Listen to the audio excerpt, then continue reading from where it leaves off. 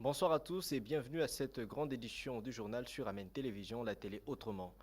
Le ciel n'est pas tombé, comme le disaient certains politiques. L'Assemblée nationale vient d'entériner Denis Kadima à la tête de la COM de la Centrale électorale nationale indépendante CENI ce samedi 16 octobre au cours d'une audience tout à fait particulière. Arfalon Bassakissa pour le récit. Malgré la tension, l'Assemblée nationale vient de couper court à la polémique autour du président de la centrale électorale par les chefs des confessions religieuses. Christophe Mbosonko Diampouanga, le speaker de la chambre basse du Parlement, a dit haut de la tribune entériné Denis Kadima comme les successeurs à Corneille Nangaa. En conséquence, l'Assemblée plénière entérine la désignation des membres de la commission électorale non indépendante. Il s'agit de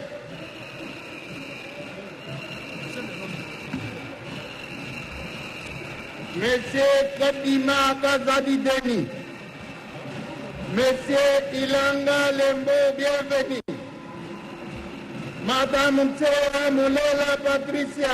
Selon une information qui circule dans les couloirs des palais du peuple, il y a eu trouble entre les députés après l'entérinement de Denis Kadima à la tête de la CENI. Restons toujours à l'Assemblée nationale, c'est à 10 h de ce samedi 16 octobre que s'est tenue la cérémonie officielle d'ouverture de l'audience solennelle de la première rentrée judiciaire de la Cour constitutionnelle. Le président de la République empêché, c'est le Premier ministre Jean-Michel Sama-Lukonde Kyenge qui a présidé cette cérémonie. Suivez. Le Premier ministre Jean-Michel Sama-Lukonde Kyenge a représenté le président de la République Félix-Antoine Tshisekedi Tshilombo à l'audience solennelle et publique consacrée à la première rentrée judiciaire de la Cour constitutionnelle ce samedi 16 octobre au Palais du Peuple, où plusieurs personnalités du pays, membres et responsables des différentes institutions de la République, ont pris part à cette activité qui consacre la toute première rentrée judiciaire de la Haute Cour du pays depuis son installation en avril 2015. Dans son discours d'ouverture, le président de la Cour constitutionnelle, Dieudonné Kalouba Dibois, a centré son allocution sur les grandes tendances jurisprudentielles de la Cour constitutionnelle, une occasion pour lui de passer au peigne fin les grandes orientations prises par la Cour constitutionnelle dans les différentes matières relevant de sa compétence. À en croire Dieudonné Kalouba Dibois, en 6 ans d'activité, la Cour constitutionnelle de la RDC s'est forgé une jurisprudence qui d'ores et déjà pose des repères dans l'administration de la justice constitutionnelle. Bien avant la prise de parole par le président de la Cour constitutionnelle, le bâtonnier national Matadi Wamba a exposé sur la force du droit pour souligner l'importance de la justice qui constitue selon lui les ciments de toute communauté humaine. Quant au procureur général près la Cour constitutionnelle, il a centré sa mercuriale sur l'étendue de pouvoir du ministère public face à l'immunité parlementaire. S'agissant de sa sphère de compétences, la Cour constitutionnelle est les juges du contrôle des constitutionnalités, des traités et d'accords internationaux, des lois, des actes ayant force de loi, des édits, des règlements intérieurs des chambres parlementaires, du Congrès et des institutions d'appui à la démocratie, ainsi que des actes réglementaires des autorités administratives. Elle est également juge de l'interprétation de la Constitution, du conflit de compétences entre le pouvoir exécutif et le pouvoir législatif, entre l'État et les provinces, et des conflits d'attribution entre les deux ordres de juridiction. La Cour constitutionnelle est aussi la juridiction pénale du président de la République et du Premier ministre pour les infractions politiques de haute trahison, d'outrage au Parlement, d'atteinte à l'honneur ou à la probité, ainsi que pour les délits d'initiés, autant que pour les infractions de droit commun commises par l'un ou par l'autre, dans ou à l'occasion de l'exercice de ses fonctions. Elle est juge du contentieux des élections présidentielles, législatives, nationales et provinciales et du référendum. Elle est en outre chargée de recevoir le serment du président de la République ainsi de membres d'autres institutions de la République telles que prévues par les textes pertinents. Enfin, Martin Fayoulou et Adolphe Mouzitou ont bel et bien marché ce samedi 16 octobre en suivant l'itinéraire approuvé par le gouverneur de la ville de Kinshasa, Gentini Ngobi Lambaka. Cette marche de la plateforme politique Lamuka visait à réclamer la dépolitisation de la centrale électorale nationale indépendante. Arfalon Bassakissa nous en dit plus.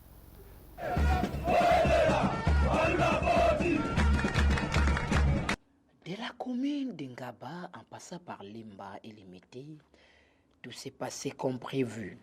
Mais au niveau de la 10e rue, fief de l'UDPS, Une altercation a eu lieu entre militants du parti au pouvoir et ceux de l'opposition. Prenant la parole, Martin Fayoulou rassure. Mais c'est Niwana et qu'on fabriquait ma chiffre. Est-ce que pour qu'on demande sous Batia Batuna Seni, pas qu'on fabriquer ma chiffre?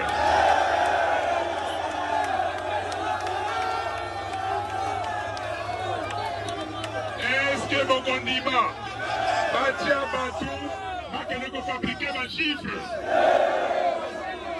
Tona Yango.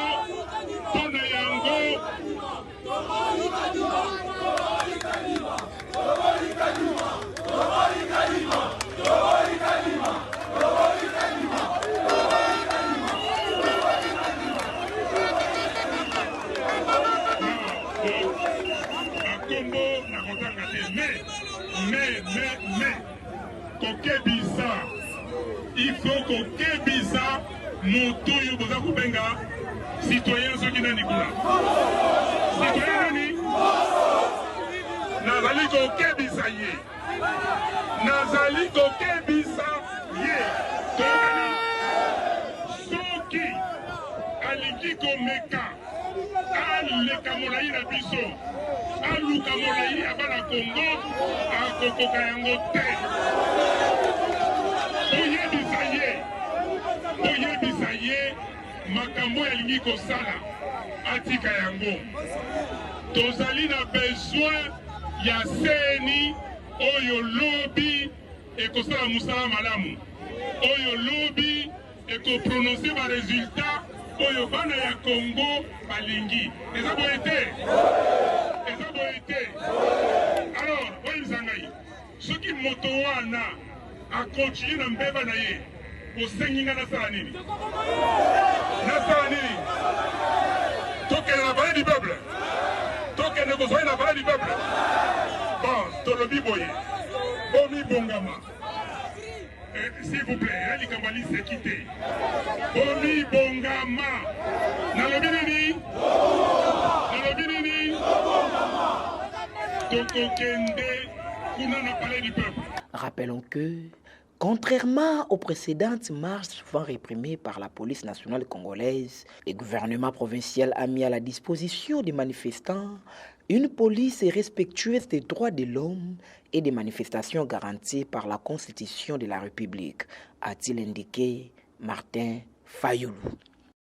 Et en vue des élections de 2023, les rassemblements des démocrates tshisekédistes RDT en sigle par le biais de son coordonnateur Sylvain Mutombo Kambinga a procédé ce samedi 16 octobre à la mise en place de la cellule permanente pour les élections de 2023. Reportage signé Félix Chamala et Arfalon Bassakissa. Il s'est arrangé en bataille pour donner à Félix Tshisekedi une majorité écrasante aux élections de 2023 qui pointe petit à petit à l'horizon. Le rassemblement de démocrates tshisékédistes réunis ce samedi 16 octobre au quartier général sur 14e rue Lumétia industrielle dans le but d'investir la cellule permanente pour les élections en 2023 et procéder à la présentation de cadres de ces regroupements politiques RDT. Plusieurs militants et cadres venus de différents coins de la ville de Kinshasa sans passer en revue la délégation venant de l'Europe et l'Amérique si présente à cette matinée politique. Devant cette foule inondée, l'autorité morale de RDT, le coordonnateur Sylvain Mutombo Kambinga, a d'entrée de jeu dévoilé son plan stratégique pour le scrutin de 2023. Que nous allons soutenir d'une manière inconditionnée afin de lui rendre le deuxième mandat avec 250 députés nationaux. Les élections se préparent. Les élections se préparent. On ne le prépare pas pour tricher. On ne le prépare pas pour inféoder le président de la CNI. On ne le prépare pas pour inféoder la CNI. Mais on le prépare pour avoir de voix dans les bulletins, dans les urnes. Pour avoir de voix ou de bulletins en faveur de votre regroupement politique, votre parti politique dans les urnes. C'est le rôle du RDT maintenant. Et assure le président de la République que le RDT de 2018, qui n'avait pas de bureau, le RDT de 2018, qui n'avait pas de siège à travers les 26 provinces, le RDT de 2018, qui n'avait pas de répondants officiels et de membres à travers les 26 provinces, le RDT de 2023, c'est une machine. En poursuivant son allocution, l'homme au béret rouge Sylvain Moutombo Kambinga a par ailleurs brossé les questions politiques de l'ère, faisant un objet de débat au sein de la population, notamment le dossier RAM, l'entérinement de membres de la CENI ainsi que la gratuité de l'enseignement. Le peuple congolais a mis exprimé na o etali mabe ya RAM. Na lobi boye, peuple congolais a mis exprimé na o etali mabe ya RAM. Président de la République azali mokonzi oyo ayokaka peuple na ye. Topesi lomona na nyota débat na ngai ezalaki en cours de court-circuit, mais bakolege na ngai bazali éveillé bapesi ngai oyo babengaka aide mémoire po bayebisa ngai ke borango obandi kolobela wana eva toganye bango. On note également que le RDT, par l'entremise de son coordonnateur Sylvain Moutombo Kambinga, prône sur l'émergence de la République démocratique du Congo et non au tribalisme. Et ouvrant la page rétrospective dans ce journal, sachez qu'avant de quitter le pays des Émirats Arabes Unis, le président de la République, Félix-Antoine Tshisekedi, avait pris part au Global Business Forum Expo Dubaï Africa qui a eu pour thème connecter les esprits et construire le futur. Suivez. Connecter les esprits, construire le futur, c'est le thème principal de l'Expo Dubaï 2020 qui a été reporté à ce mois d'octobre 2021 à cause de la pandémie à coronavirus. Au cours de ce Global Business Forum Africa, un des événements phares de la manifestation, le président de la République Félix-Antoine Tshisekedi Tshilombo a interagi sur les opportunités d'affaires avec Madame Rouim Al-Hashimi, ministre d'État émirati en charge de la coopération internationale et directeur général d'Expo Dubaï 2020. Dans un oral tenu en présence du prince héritier de Dubaï, Hamdan Ben Al Maktoum, le président de la République, en véritable défenseur de l'Afrique, a mis en exergue la dimension semi-continentale de la République démocratique du Congo, le bassin du Congo, et le rôle majeur que le Congo peut jouer pour faire de l'Afrique la référence du monde. Mesdames et messieurs, la République démocratique du Congo est un pays aux dimensions semi-continentales au cœur de l'Afrique, qui a tout le potentiel pour jouer un grand rôle dans les échanges internationaux en général et avec les pays en développement en particulier. Avec une superficie de 2 345 000 km², son accès à 9 pays limitrophes sur 80 millions d'habitants, dont 54% âgés de moins de 20 ans, son potentiel hydroélectrique hors du commun, avec la deuxième plus grande réserve forestière au monde, après l'Amazonie, son énorme potentiel minier et en hydrocarbures, sans parler de ses 80 millions d'hectares de terres arables dont la moitié sont irrigables, la République démocratique du Congo offre d'immenses opportunités. Félix-Antoine Tshisekedi préconise des échanges entre les deux grands États. Il met aussi en avant les efforts menés par la République démocratique du Congo pour le réveil de l'Afrique. L'Afrique a besoin, en plus de réformes internes qu'elle a engagées, d'un contexte international propice à son éclosion et à son intégration au sein de l'économie globale. Ce contexte n'est toutefois pas encore suffisamment favorable aux aspirations de l'Afrique. Les organisations multilatérales fortement influencés par le code normatif occidental, ont évolué en adoptant des règles rigides, imposables à tous les pays membres, avec peu, sinon pas du tout de prise en compte.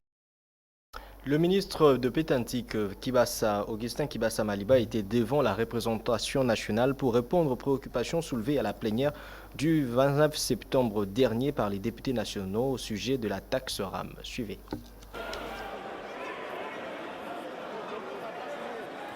C'est dans une ambiance électrique et de vive tension que la plénière de ce mercredi 13 octobre, consacrée à la réplique du ministre des Pétantiques sur la taxe RAM, s'est ouverte. En effet, après un délai de plus de 48 heures lui accordé par la plénière du 29 septembre dernier, le patron du Pétantique, Augustin Kibassa Maliba, s'est présenté ce jour pour rencontrer les préoccupations des députés nationaux, articulées principalement autour de la légalité de la taxe RAM et de la gestion des revenus du RAM. Mais bien avant sa prise de parole, une motion incidentielle relative à la motion de défiance introduite par le député national Boulambo a été présentée par le député national Jean-Jacques Kayembe. À l'issue du mécanisme de pour et de contre, la motion incidentielle tendant au rejet de la motion de défiance introduite par Boulambo a été soumise au vote et a bénéficié d'un vote positif. Ainsi, la motion de défiance a été rejetée pour non-respect de la procédure. Prenant à son tour la parole pour vider la question orale avec débat, lui adressée par le député national Bissari Claude, le Lit Douvira, le ministre des Pétantiques a articulé son propos sur 3 volets, à savoir la légalité de la taxe RAM, la gestion des revenus de RAM et l'aspect sécuritaire. Pour le ministre, les RAM tirent à son origine des décrets du 22 février 2012 et du décret du 9 mars 2020. Pour le ministre, son ministère n'en est pas gestionnaire, mais plutôt l'APTC, l'Autorité de régulation des postes et téléphones, qui est un service public autonome. D'autre part, selon le ministre, le RAM offre des informations sécuritaires aux autorités du pays. Pour conclure, le ministre a informé la représentation nationale qu'il a saisi le gouvernement pour prendre la décision de retrait du RAM en vertu du principe du parallélisme des formes. Ce que je souhaite, c'est d'abord l'intérêt du peuple congolais, parce que je suis représentante de ces peuples-là. Nous sommes servantes ou serviteurs de ces peuples-là. Je crois qu'aujourd'hui, là, la majorité de la population souhaiterait qu'on puisse abolir cette taxe-là. Et ça, selon moi, en tout cas, je voudrais quand même que le gouvernement, avec un cœur de père, pour la population, sa population, notre population, qui a assez souffert, qui continue à souffrir, parce que là même le président de la République est en train de travailler pour améliorer le social de la population. Cela lui tient à cœur. Alors je crois que déjà, il faut démontrer de la bonne volonté pour soulager tant soit peu la misère de cette population, en abolissant en tout cas. Mais ce que nous devons faire, nous, en tant que Parlement, nous allons mettre en place une commission parlementaire qui va réellement aller voir à l'intérieur du RAM et enlever ce qu'il faut enlever et arriver effectivement à satisfaire la population. Mais pour l'auteur de la question orale avec débat, le ministre n'a pas convaincu l'opinion qui reste encore sur sa soif quant à la hauteur exacte de revenus réalisés par le RAM et de l'affectation de ceux-ci. Changeons de province, direction l'Ituri, où l'auditeur supérieur militaire de la province a scellé jeudi 14 octobre certains services de l'État installés illégalement au niveau des barrières de Muzipela, Lengambo et Délé à l'issue de la visite d'inspection du vice-gouverneur, le commissaire divisionnaire Benjamin à Longaboni. Suivez. Parmi les services de l'État qui se sont grimpés illégalement à la barrière de la DGRPI, qui ont été scellés par le parquet militaire, il y a notamment le Transcom, la CNPR, la DGDA et les FFN. Ces services percevaient illégalement de l'argent à la barrière de Lengambo sur la route Bunya-Komanda, à Délé sur la route Kassenyi et à Muzipela sur la route Mahagi. Le président des transporteurs en Ituri, Georges Bosman, a parlé d'une tracasserie qui dure longtemps. Et cet argent, on ne comprend pas d'où va cet argent. Il n'y a aucun document légal qui le fournit. Et pour mettre fin à cette pratique, le vice-gouverneur policier, le commissaire divisionnaire Benjamin Alongaboni, a fait l'inspection sur terrain et autorisé 6 services à œuvrer à ces barrières, notamment la DGRPI, l'environnement, l'OCC, la DGM, l'ANER et DIRINS. Mais seule la DGRPI a le droit de percevoir de l'argent, a insisté le vice-gouverneur de l'Ituri. Vous avez le droit de bon perception en bon éthique exclusivement la DGRPI. Exclusivement. Un ouf de soulagement pour le transporteur qui plaide pour un suivi de cette mesure. Pour le vice-gouverneur, les récalcitrants seront sévèrement sanctionnés. Lobby, ce qui est au bureau Oyo, auditeur, à Kangi, et puis quand on a un fonds, on est sans état d'âme. On a Sikizana.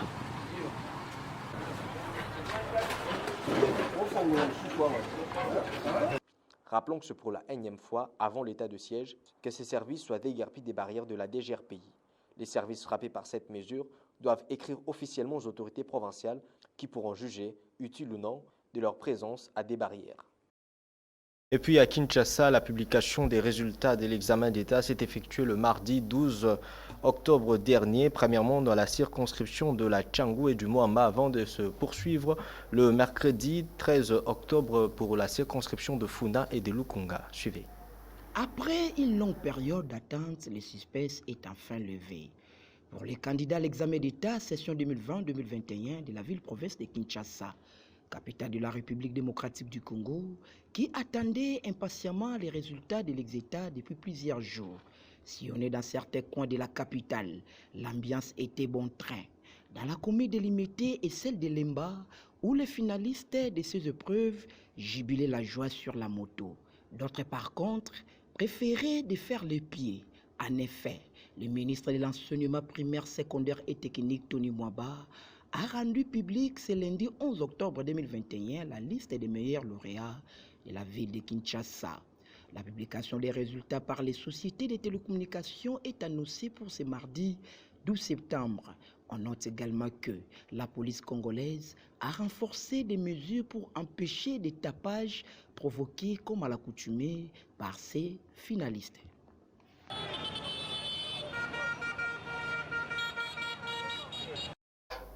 C'était là l'essentiel de l'actualité de cette semaine. Merci de nous avoir suivis. Restez branchés sur Amen Télévision, la télé autrement. Au revoir.